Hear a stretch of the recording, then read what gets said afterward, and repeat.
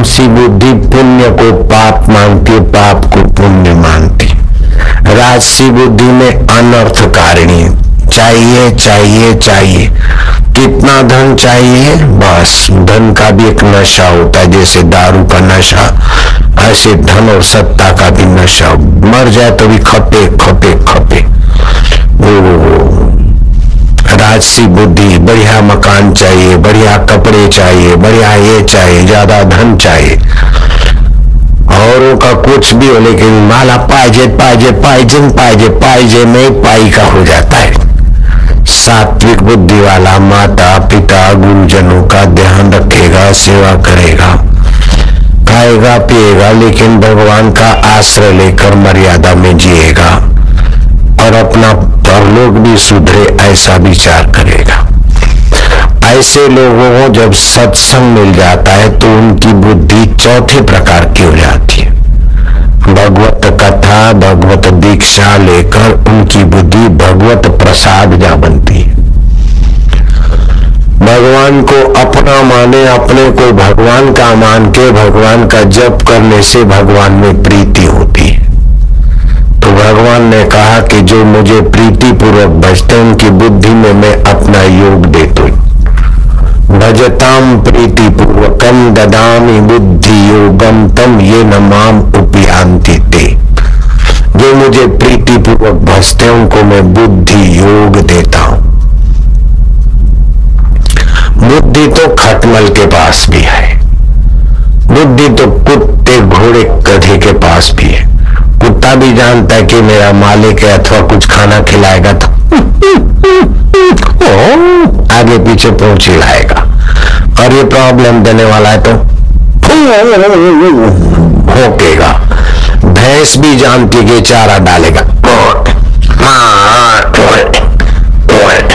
खुश होगी। एक डंडा दिखाएगा तो उधर से भागेगी। इतना बुद्धि तो भैंस में भी है। बच्चे पैदा करना तो भैंस भी जानती है। तुमने बच्चे पैदा कर दिए तो भैंस से क्या आगे बढ़ गए क्या?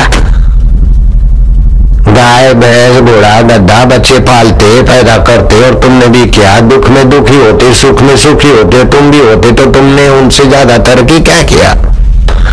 तुम तो दुख में दुखहारी के रहस्य को समझो कि दुख क्यों भेजा है, संसार से आसक्ति छुड़ाने के लिए, और सुख क्यों भेजा है कि संसार के काम आकर अंदर से औदार्य सुख प्रकट करने के लिए।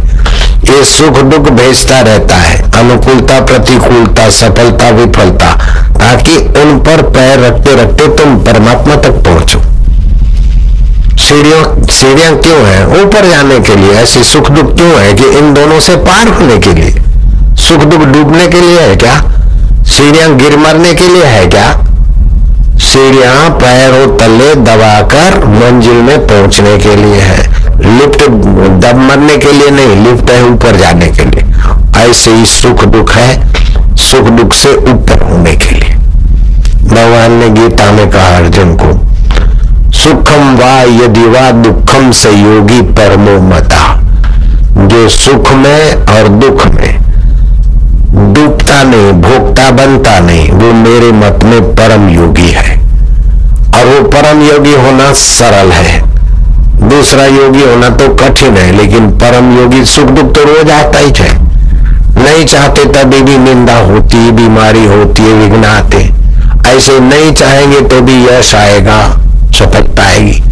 तो यश का अभिमान और भोग करोगे तो अपयश डुबा देगा, विफलता डुबा देगा।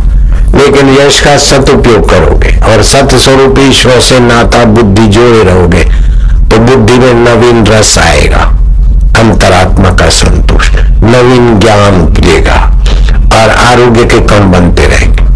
क्लबों में जाकर जो सुख ढूंढते हैं उनकी बुद्धि भगवान से विपरीत है, इसलिए क्लबों की गुलामी करनी पड़ती है। झूम शराबी झूम बराबर ढूंढते रहते बेचारे। जो पैग पीकर सुख ढूंढते हैं, क्लब में जाकर मांस मदिरा लेकर अपनी पत्नी होते हुए भी दूसरे की पत्नी आ रही है, वो सब वो उनकी बुद्धि भगवान से विपरीत है। दुनिया के और सारे धर्म किसी न किसी व्यक्तियों ने चलाए। मोहम्मद के बाद इस्लाम चला, ईसा के बाद ईसाइत चली, बाद बुद्धिज्म चला है, लेकिन ये हिंदू धर्म किसी व्यक्ति ने नहीं चलाया। यहाँ तक कि भगवान कृष्ण ने भी हिंदू धर्म शुरू नहीं किया। भगवान राम उनसे पहले हो गए, लेकिन वो भी हिंदू धर्म उन्होंने नहीं चलाया। हिंदू धर्म की वैदिक विधि के अनुसार यज्ञ हुआ और खीर का कटोरा अग्नि देवता लेकर प्रकट हुए, उसी से राम जी आए। तो राम जी के पहले वैदिक संस्कृति थी, कृष्ण भगवान के पहले वैदिक संस्कृति। ऐसा रिसर्च दुनिया के किसी मजहब में नहीं है जैसा भारत की संस्कृति में है। प्रश्न उपनिषद में आता है 72 करोड़, ध्यान से सुनना, 72 लाख 10,201 नाड़ियां हैं हमारे शरीर में, एक को भी छोड़ा नहीं। 72 करोड़ 72 लाख 10,201।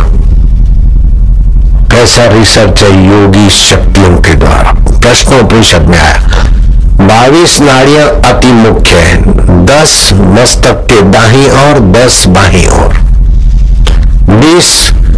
21वीं नाड़ी तालु में है। आप पढ़े लिखे जो भी कुछ याद करना हो, गीत भजन, तो पहले देख लो, फिर थोड़ा गुनगुनाओ, फिर जीभ तालू में लगाकर उसको सेव कर लो। बस 10 बार की मेहनत एक बार में काम हो जाएगा। 10 गुनी शक्ति लगाकर जो काम होता है वो एक ही 20 बार जो रटने से काम होता है, 1-2 बार जीभ तालू में लगाकर मन में सुमरण कर लो, याद रह जाएगा, मार्क अच्छे आएंगे। तो स्मृति नाड़ी जगाना है तो तालू में जीभ लगाकर पहली उंगली अंगूठे के नीचे, 3 उंगली सीधी, और लंबा श्वास ले, हरिओम जप करके 10-5 मिनट 2 मिनट बाद में तालू में जीभ लगाकर श्वासोश्वास की साधना करें तो बहुत सारी योग्यताएं जो छुपी है वो विकसित होती है।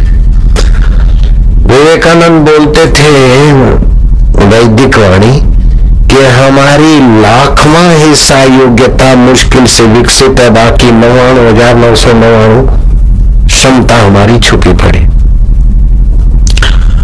अगर दीक्षा मिल जाए और हम नियमित 1 घंटा सुबह 1 घंटा शाम को ध्यान करें और जप करें तो अभूतपूर्व योग्यताएं निखर जाती। और अगर अधिक कुछ अनुष्ठान करें, जैसे मैंने 40 दिन का अनुष्ठान किया, दूध पर रहता था, किसी से बातचीत नहीं करता था, मौन रहता था। जब भी भूख लगे थोड़ा दूध पी लिया थर्मास में से। 37वें दिन मुझे उन योग्यताओं का खजाना हाथ लगा, और इतना बढ़िया खजाना कि वो बांटते बांटते मुझे 40 साल हो गए, उसमें से रत्ती खुट्टा नहीं, और उसी खजाने की जरा सी प्रसादी छिटकता हूं तो लाखों लोग यहां बैठे रहते हैं। दुनिया में घूम क्या हो, लाखों लाखों आदमी घंटों भर इंतजार करे और बैठे रहे, ये क्या है, ये कैसा है जादू।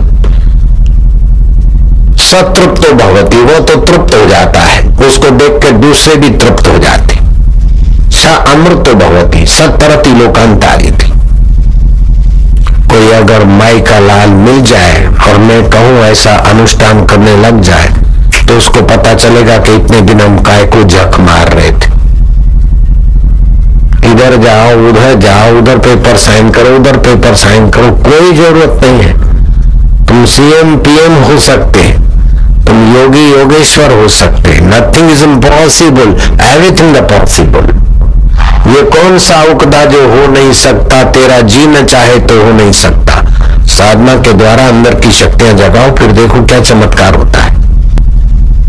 गिड़गिड़ाने की जरूरत नहीं, मस्का पालिश किसी को करने की जरूरत नहीं, कोई दया करके आपको दे नहीं, गुरु की दया है सब कुछ आ गया।